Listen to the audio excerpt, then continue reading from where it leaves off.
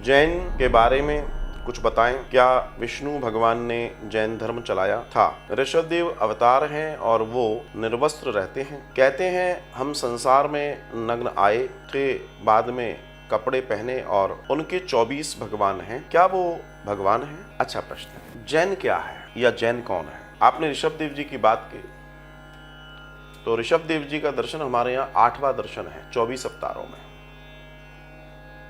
8वां ऋषभदेव जी ने ईश्वर प्राप्ति का जो दर्शन बताया था अपने लिए, वो था निवृत्ति मार्ग। वे दिगंबर हो गए थे, अर्थात उन्होंने सारे वस्त्र भी त्याग दिए थे।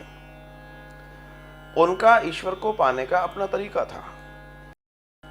उन्होंने कहा मैं ऐसे करूंगा, उन्होंने वैसा किया। लेकिन ऋषभदेव जी का यही दर्शन जैनिज्म नहीं है। असल में जब हम धर्म की बात करते हैं, इसको थोड़ा समझना पड़ेगा।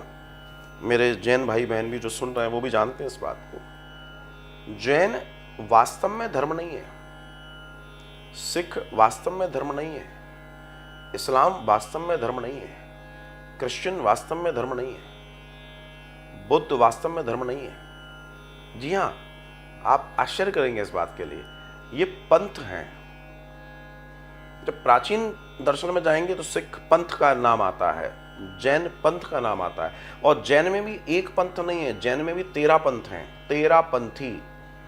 जैन 13 पंथी हैं, अलग अलग मान्यताएं और दर्शन का दर्शन है यहाँ पर, जिसमें एक जो दर्शन आपने कहा दिगंबर वाला भी है, लेकिन इसमें श्वेतांबर भी है, अर्थात जो कपड़े पहनते हैं।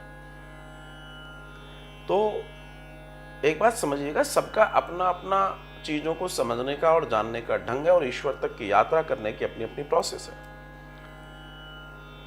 तो वे निवृत्ति मार्ग की जो चर्चा कर रहे हैं, निर्वाण की जो चर्चा कर रहे हैं, तो उनका कहना यह है कि हमारे यहाँ भी जो उनके यहाँ भी 24 तीर्थंकरों की चर्चा है, और जिन्हें वो अपना भगवान कहते हैं। लेकिन जो दर्शन है वो अलग नहीं है। उनके यहाँ भी लक्ष्मी गणेश की पूजा होती है, बस कुछ मान्यताओं का फर्क है। किसी ने किसी दर्शन को उठाकर अपना पंथ शुरू कर दिया, किसी ने सनातन के किसी दर्शन को उठाया, किसी ने त्याग को उठाया, किसी ने बलिदान को उठाया, है ना, किसी ने दया को उठाया, किसी ने अहिंसा को उठाया। तो जितने भी दर्शन हैं वो निकले तो सब सनातन के दर्शन से हैं, तो इसलिए सनातन को धर्म कहा गया, बाकी सब पंथ हैं। तो बात आती है कि निश्चित वो उनको जिन्हें वो मानते हैं वो उनके तीर्थंकर हैं, वो उनके भगवान हैं।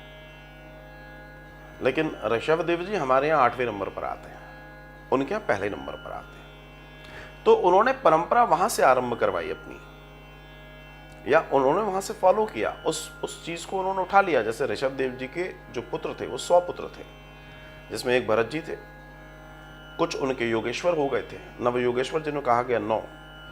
कुछ उन्होंने कहा ये पिताजी ने ये एक अच्छी परंपरा शुरू की, हम इसका पालन करेंगे, वे दिगंबरता को चले गए।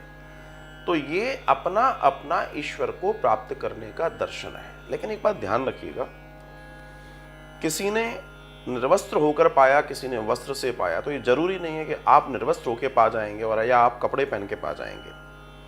आप वास्तव में अपने तरीके से पाएंगे। आप सत्य मानिए, आप वास्तव में ईश्वर को अपने तरीके से पाएंगे। अपने तरीके से मतलब मैं ये नहीं कह रहा कि आपका कोई नया धर्म स्टार्ट हो जाएगा। आप जिस दिन अपने धर्म का पालन करते हुए अपनी आध्यात्मिक चेतना की जागृति कर लेंगे, तो जो आपकी प्रोसेस होगी उस प्रोसेस से आप उस प्रोसेस को पा पाते हैं, जो प्रोसेस आपको वहां तक ले जाती है। तो ये जरूरी नहीं है कि मीरा ने कैसे पाया या किसी ने कैसे पाया। बात यह है कि हमारी एबिलिटी कितनी है, हमारी क्षमताएं कितनी हैं, हम कर क्या रहे हैं। तो मार्ग कुछ भी हो सकता है, प्राप्ति नियत होनी चाहिए। लोगों का अपना अपना दर्शन है।